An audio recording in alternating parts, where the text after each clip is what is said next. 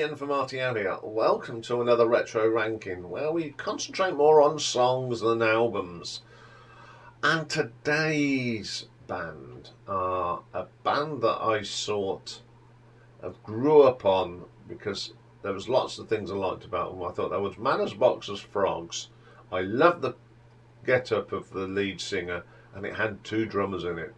And we're talking about Wizzard, who were formed by the wonderful Mr. Roy Wood, who of course was a former member of The Move and co-founder of the Electric Light Orchestra.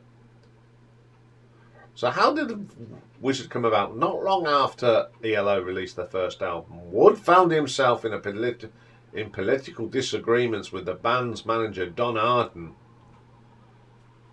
who was a bit of a bully boy, and following a different opinion during the recording of the ELO 2, Wood walked out of the studio and took half the band with him. He took Bill Hunt, Hugh McDowell, who did go back to ELO sound engineer Trevor Smith. There was a thing where they said that Roy Wood and Jeff Lynne fell out, but they never did. So he said he left the group. He saw for a fallout between him and Lynne due to their increasing difference, which he feels were caused indirectly by the band's management. So I think he left to get, so he didn't fall out with Jeff, which is pretty good of him.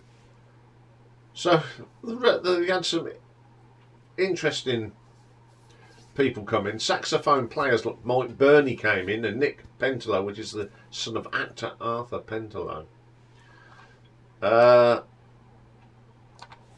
The big hit time though was in the 70s.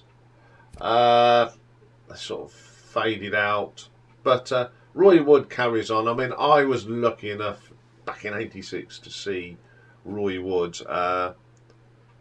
doing Move songs and Wizzard songs. Fantastic people.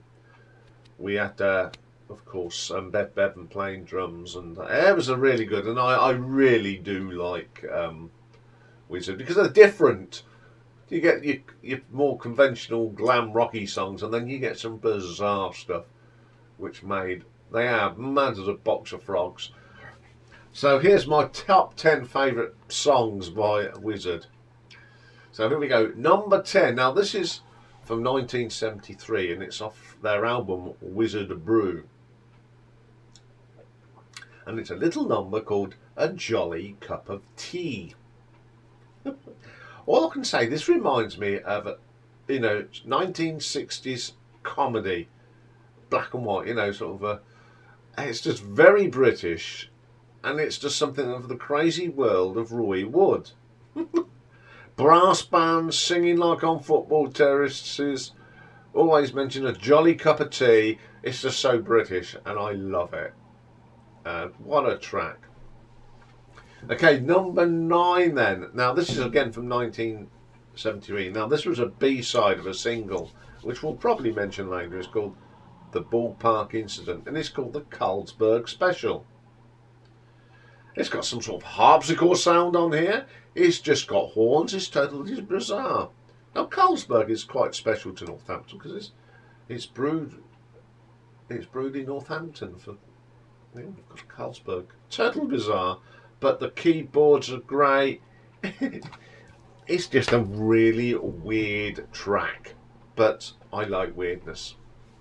Okay, coming in number 8, we go to 1974 now, and an album called Introducing Eddie and the Falcons, and it's called Brand New 88.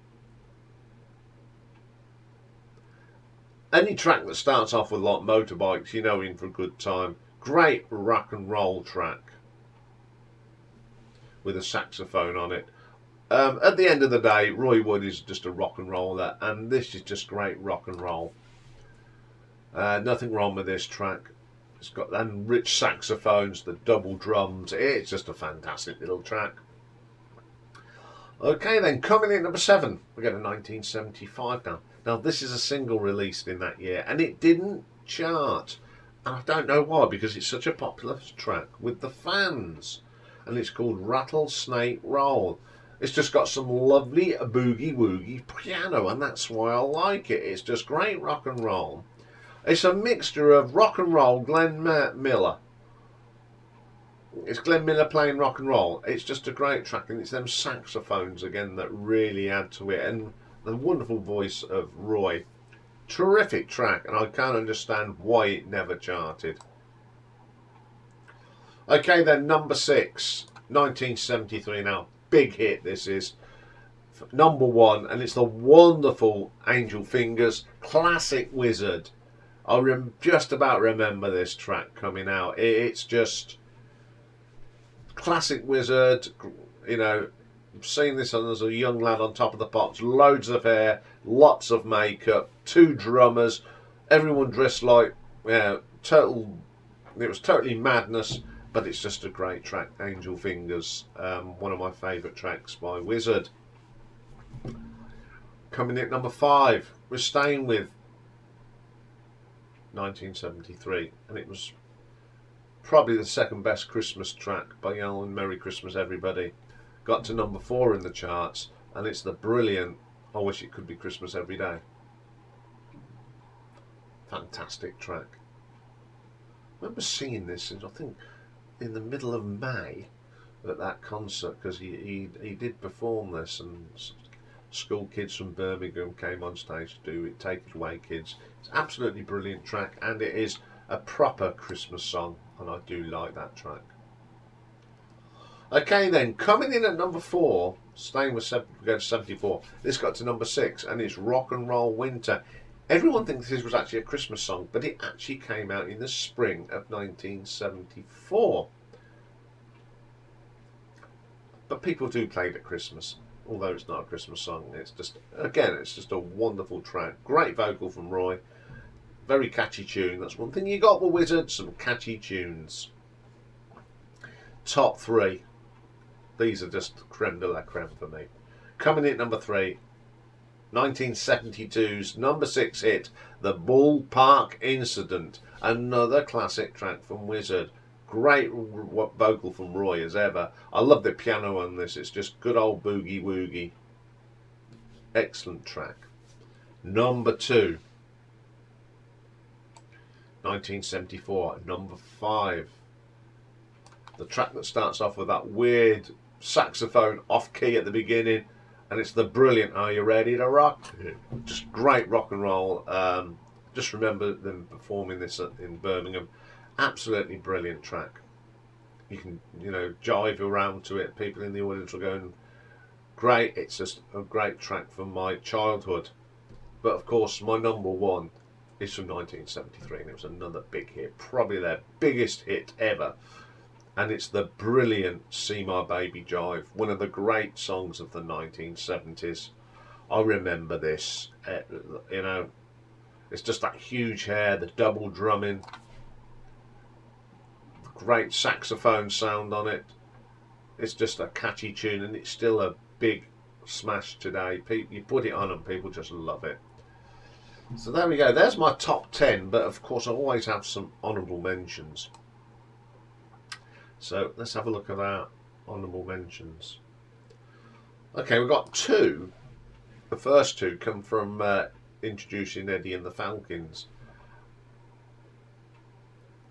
And the first one's called Eddie's Rock. It's sort of an instrumental-y thing.